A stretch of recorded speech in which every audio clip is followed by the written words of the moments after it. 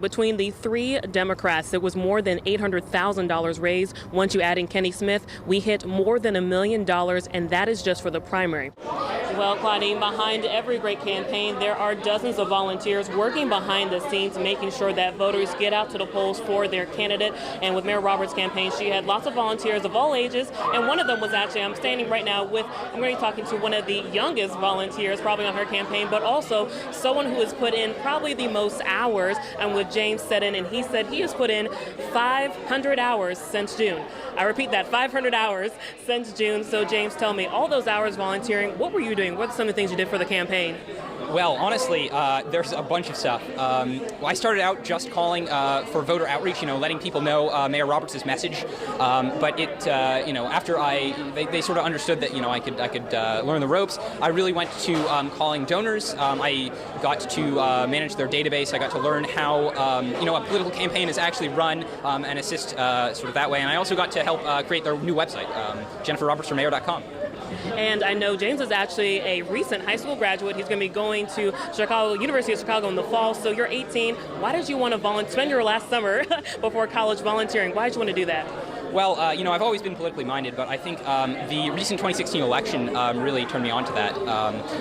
After President Trump got elected, I felt like I needed to, sort of join in the community and make my voice heard. And Mayor Roberts is the perfect candidate to do that. Over the past 2 years she's been mayor, I've really appreciated what she's done, for equality, for the economy, and for many, many more things. So. Yeah. And we just read some of the results on air, but you weren't able to hear those. Right now, Mayor Pro Tem Vi Laus is leading the pack by a few percentage points. I know it's still early. Mayor Roberts is right behind. How are you feeling about tonight's election?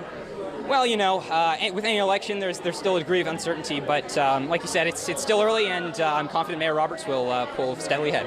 All right, well, thank you so much, James. Appreciate that. And as you can imagine, this young man is going to study political science when he goes to college. So obviously he's on the right track for his career. But as we mentioned before, Mayor Roberts is watching the results with her family right now at home, but she will be coming over here later tonight. As you can see behind me, it's a small crowd, but many people here are volunteers or supporters of Mayor Jennifer Roberts, and many of them obviously want this watch party to become a victory party later on tonight. Now, when I talked with Mayor Roberts earlier today, she says, she's running for re-election to get a second chance to continue some of the work she's already started. Now, it's no secret, this has been a challenging first term for Mayor Roberts. There have been some criticism she has faced from the fallout from House Bill 2 to the city's response to the Keith Scott shooting. But Mayor Roberts says despite these challenges, there have also been some successes. She says under her term, there have been more jobs created in Charlotte. She also, most recently this year, fought for higher wages for city employees and also for paid family leaves for all city employees, something she says she's very proud of. Take a listen.